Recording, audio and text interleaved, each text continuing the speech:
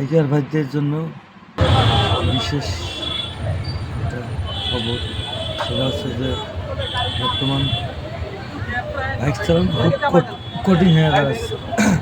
কারণ জায়গা নাই, পেট্রোল পাম্পে এখন আর বাইকে পেট্রোল দিতেছে না। তাই বর্তমানে আমরা খুব একটা বিপদে আছি। তাই দেখেন আমরা এই যে বিশাল একটা সিরিয়ালে দাঁড়াইছি পেট্রোল পাম্পে, শুধুমাত্র এই পেট্রোল নেওয়ার জন্য। দেখেন কি একটা হয়েছে, মানে পেট্রোল নেওয়ার জন্য আমরা কতটা একটা সিরিয়ালে দাঁড়িয়েছি। তা আবার পেট্রোল মাত্র 500 টাকা। ভাই সুন্দর হরিণ 1 লিটার তেল খরচ করে যায় সোনার হরিণ 500 টাকা দিতেছি তেল আমরা। পেট্রোল। কি একটা পরিস্থিতির মধ্যে আছে।